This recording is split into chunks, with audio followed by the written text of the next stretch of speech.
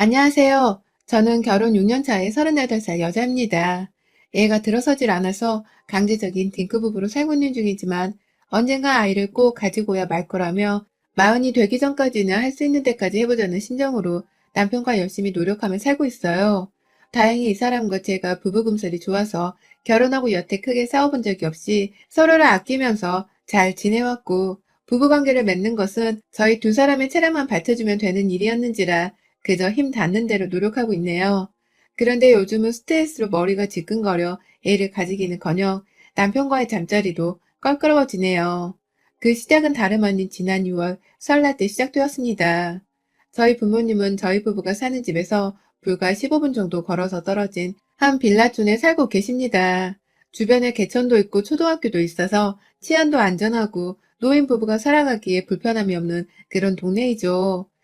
시어머니께서는 시아버지가 당뇨에 걸리고 나신 후로 유독 동네 밖을 걸어다니며 운동하는 것을 꾸준히 해오셨어요.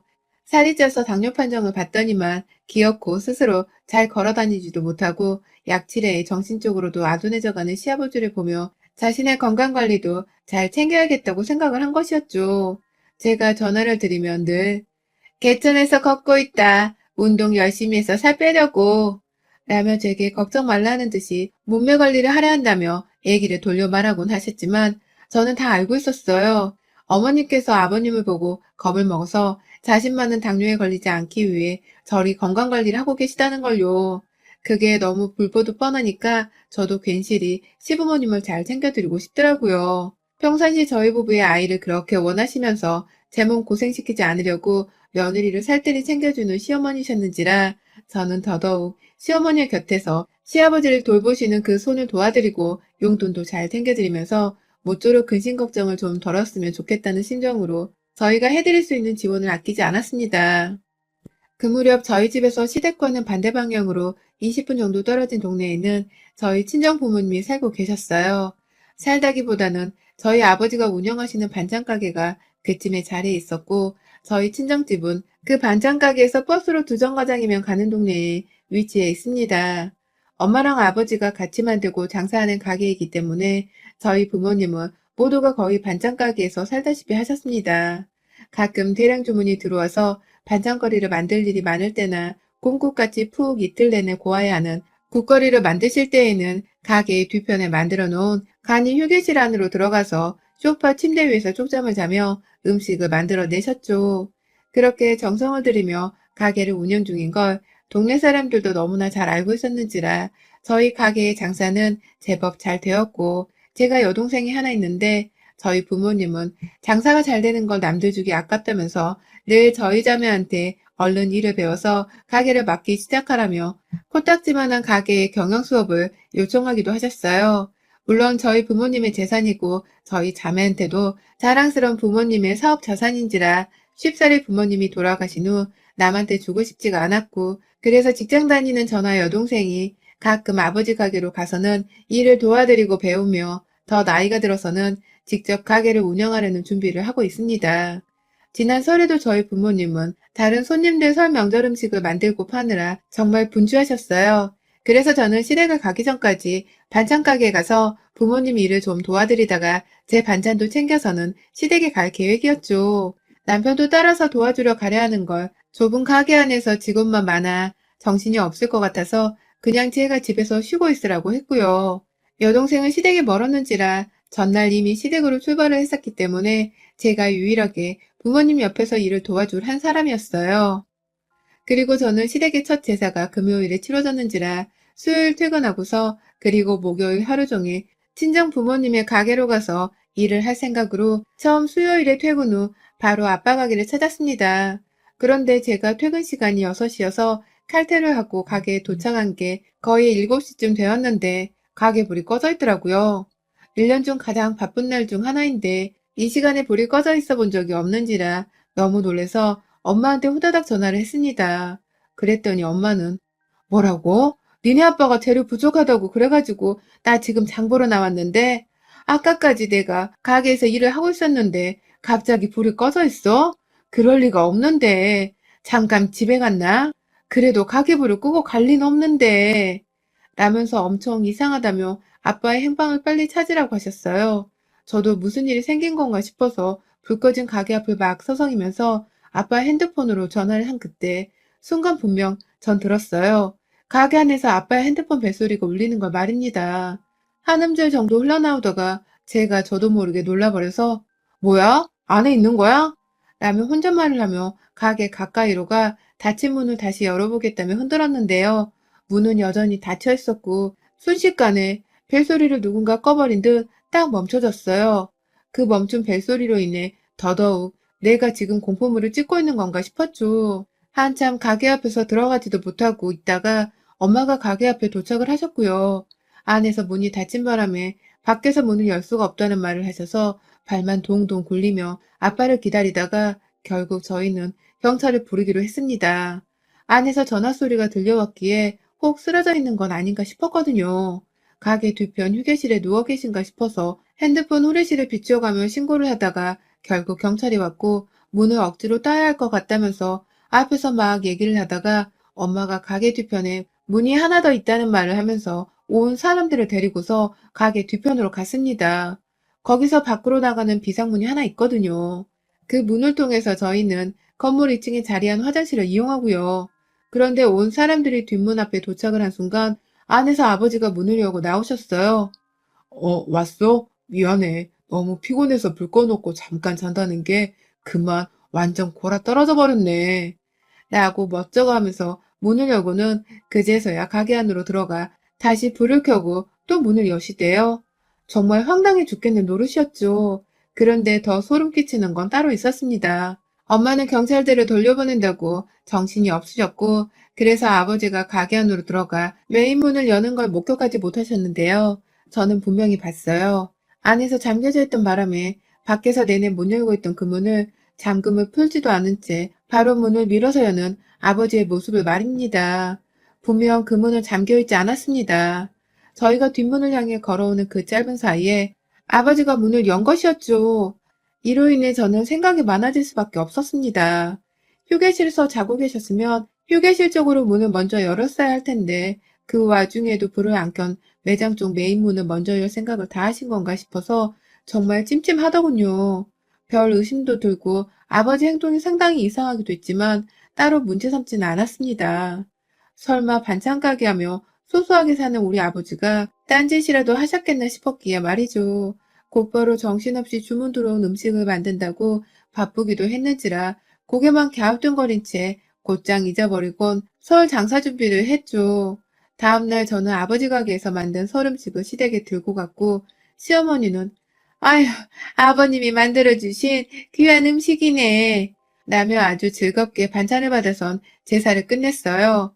다만 저는 그날을 이후로 한동안 엄마한테 따로 전화를 드리면서 아버지가 또 가게 문을 닫거나 불 꺼놓고 사라진 적은 없지? 라며 괜히 떠벗는 듯 질문을 던지곤 했었는데요. 엄마는 에휴 걱정 마.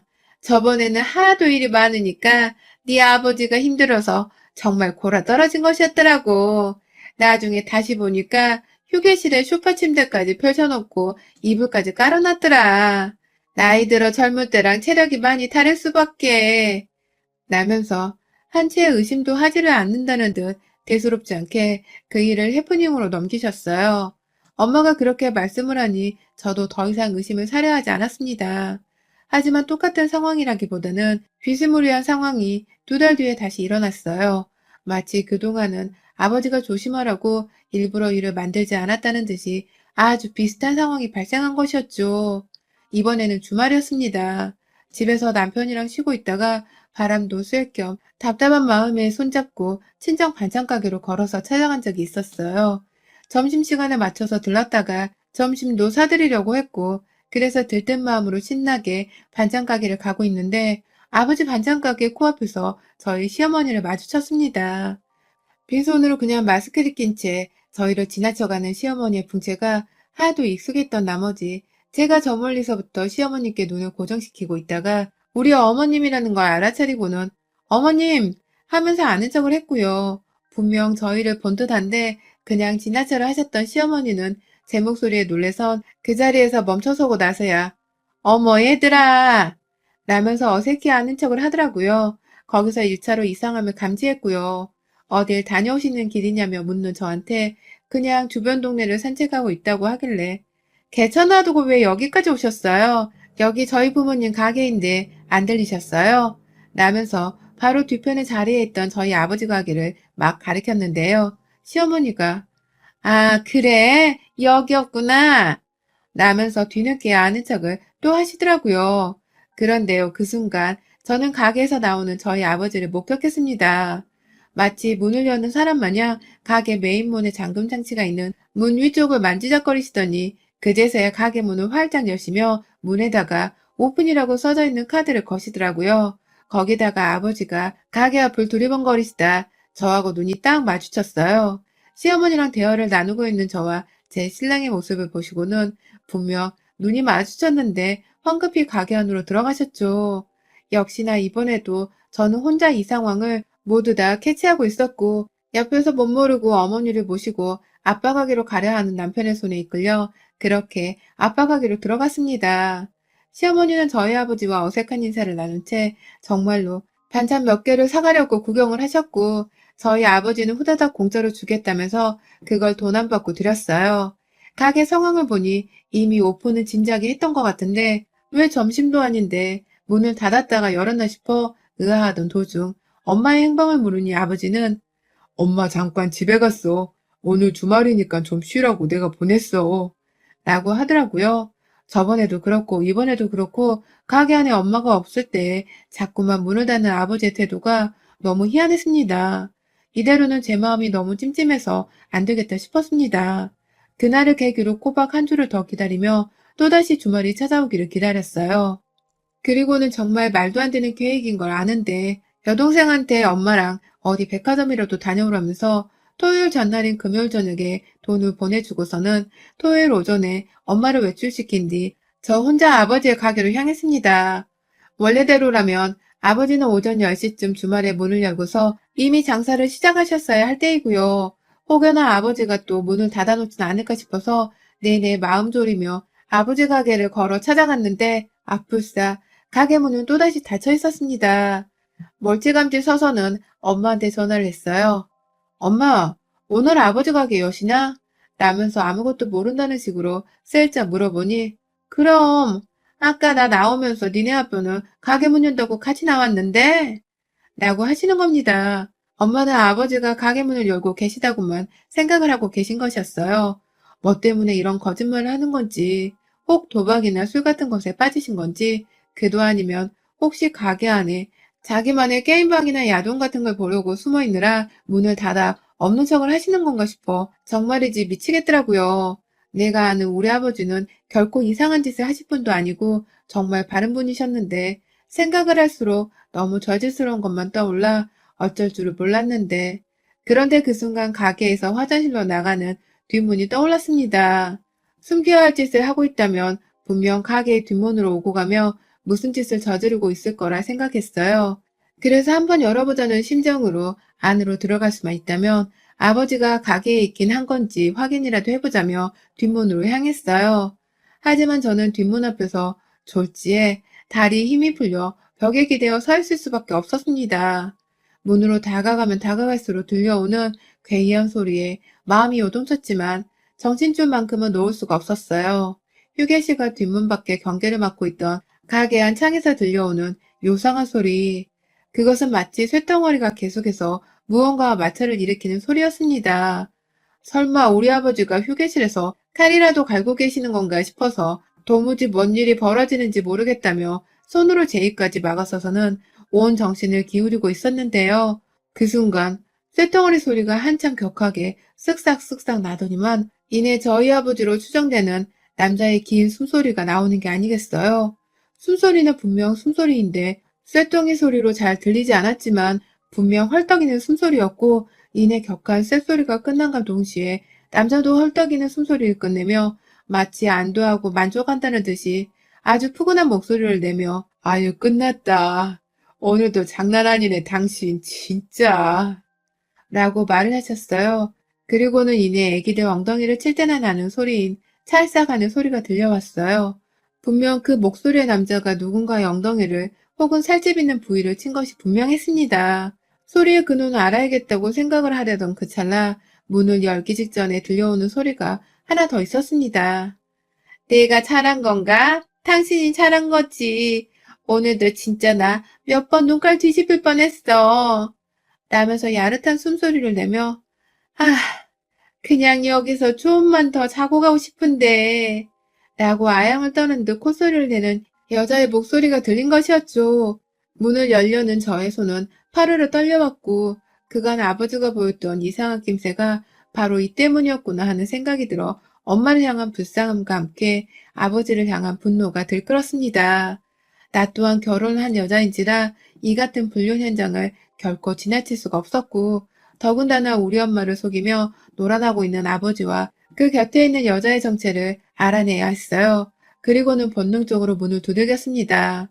문이 열렸는지 몰라서 무작정 문고리로 돌렸는데 아니나 다를까 인연이 뒷문을 통해 그간 가게 안을 들어왔던 건지 뒷문이 열려있는 게 아니겠어요. 문만 열면 바로 보이는 휴게실 안에 소파 침대에 눈이 간 그 순간 저는 세상 떠나가란 비명을 질러댔고 그 위에 제 예상대로 포개져 있던 두 남녀는 저와 마찬가지로 비명을 질러대며 제자리에서 일어나 황급히 옷을 입느라고 정말 소금 뿌린 통 안의 미꾸라지 새끼들 마냥 난리가 났습니다.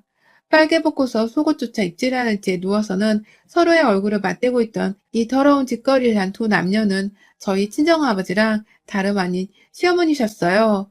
얼마 전 아버지 가게에 찾아오다가 가게 앞에서 마주쳤던 그 시어머니 말입니다.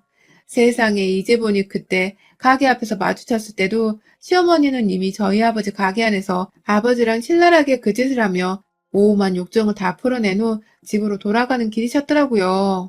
저는 그것도 모르고 그저 시어머니를 길가에서 만났다며 저희 아버지 가게로 다시 데려가서는 무료로 반찬까지 나눠드렸고 말이죠. 나이를 처들실 대로 드신 아버지랑 시어머니의 이 얼척없는 연기력에 저는 그 자리에서 혀를 내두르며 두 사람을 가만두지 않겠다며 그 문을 닫았습니다. 가게 안으로 들어가 한켠에 놓여져 있던 오징어 젓갈 통 하나를 들어서는 휴게실 안으로 다시 들어왔고요. 딸아, 내가 정말 잘못한 줄은 안다. 제발 한 번만 니들 엄마가 알면 쓰러지실지도 몰라. 라면서 바람핀 주제에 우리 엄마 걱정을 해대는 가소로운 아버지와 그 뒤에서 방패삼아 숨어있으려고만 하며 옷을 입고 있는 시어머니의 몸뚱이에다가 아버지가 직접 담그셨을 그 오징어 젓갈을 통째로 던져버렸습니다.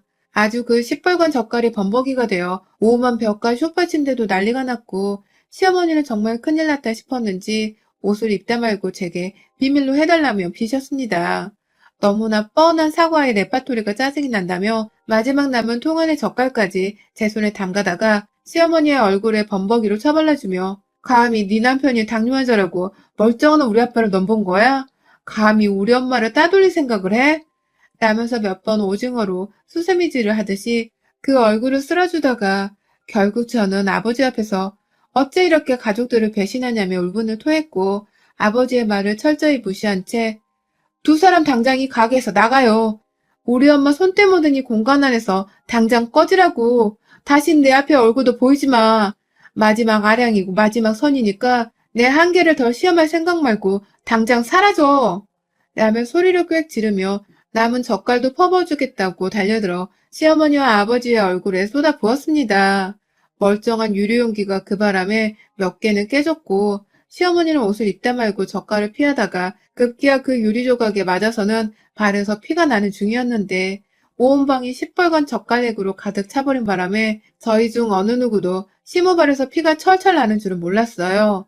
아버지는 차마 할 말이 없는지 제 앞에서 용서조차 구하지를 못한 채 고개를 숙인 채 제가 하는 짓을 보기만 하다가 밖으로 도망쳐 나가는 시모를 뒤로하고 문을 닫고는 눈물을 보이며 휴게실 안을 닫고 치우기 시작하셨어요. 저는 청소를 아빠에게 온전히 맡긴 채 저 혼자 급하게 얼굴이며 손에 묻은 젓갈을 다 닦아내곤 매장을 나섰고 그날 집에 가 결국 남편 앞에서 이 모든 사실을 토하며 엉엉 울어버리고야 말았습니다. 젓갈 냄새 풍기며 집에 와서는 엉엉 울며 자기 엄마와 제 아빠의 불륜 사실을 들은 남편은 저를 따라 망연자실한 채 저를 두고 시댁으로 달려갔어요. 혹여나 싶어 정신 차린 후 후다닥 시댁으로 뒤늦게야 달려가는데 이미 집안에 도착해 있던 시어머니가 남편을 맞닥뜨리고서는 남편이 시어머니 혼자를 끌고 나와서는 빌라 앞에서 소리를 지르며 고함을 지르고 동네 이웃들 다 들으라는 식으로 소란을 피우고 난리가 나 있더라고요. 아무래도 시아버지가 아프신 분이라 그런지 충격을 받지 않게 하려고 시어머니를 밖에 데려온 듯 했습니다. 저는 남편 옆에 달려가서는 바로 시어머니의 뺨 한 대를 갈겼고 이내 남편에게 너도 당장 우리 아빠한테 찾아가서 주먹질이라도 갈겨. 나는 우리 엄마를 대신해서 복수를 좀 해야겠어. 나는 말과 함께 시몬 뺨을 몇 대 쳐 때려가면서 난동을 부렸고 제 손이 부어오를 때까지 치는 걸 남편은 결국 말리지도 못하고 눈을 지그시 감고 있기만 하더군요. 혹여나 싶어 집으로 안 가고 곧장 반찬 가게로 갔더니만 아버지는 그때까지도 계속해서 매장을 닫고 계셨고요. 저는 아버지께 엄마한테 솔직히 불륜 사실을 털어놓고 사죄를 하던가 소송을 당하던가 아니면 그냥 확 죽어버리라는 험악한 말을 건넸습니다. 알고 보니 개천을 열심히 운동하며 걸어다녔던 시어머니가 사실은 우리 아빠한테 잘 보이려고 몸매 관리를 하셨던 것인가 하는 열불 터지겠는 생각까지 들면서 아버지를 더 이상 용서할 수가 없었고요. 결국 저희 아버지는 제 앞에서 본인의 불륜 현장을 들킨 것에 엄청난 수치심과 부끄러움에 도저히 엄마랑 둘째 동생을 볼 면목이 없었는지 그 길로 곧장 매장 청소를 끝내자마자 집으로 가서는 짐을 싸고 집을 나가셨어요. 엄마한테 친히 자신의 불륜 사실을 고백하며 사과를 하고 싶다는 편지까지 남겨놓은 채 말입니다. 급기야 집을 나갔으면서 며칠 동안 재산 정리를 한 건지 아버지 명의로 되어 있는 반찬 사업장이 엄마의 명의로 돌아갔다는 서류가 집으로 날라왔고 급기야 아버지 명의로 되어 있던 저희 친정집까지도 모두 다 엄마의 명의로 되돌아가 있었습니다.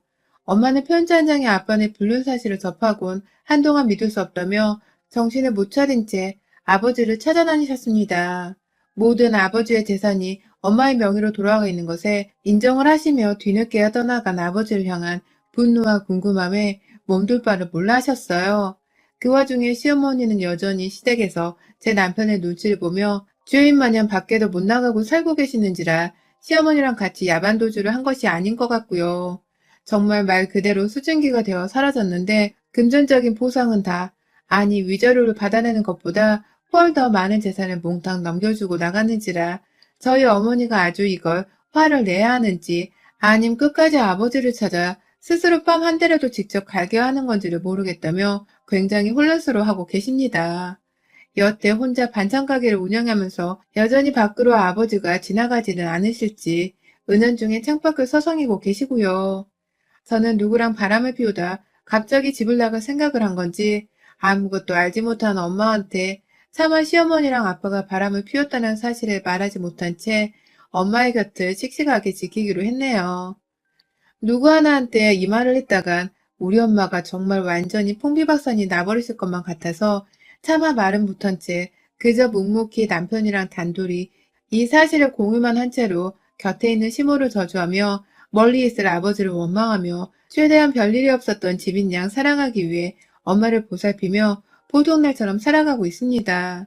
지금 어디 계신지 모르는 저희 아버지한테 꼭 이 말을 하고 싶어 사연을 적었어요. 어디 계시든 평생을 엄마한테 속지 않은 마음으로 주인처럼 사세요.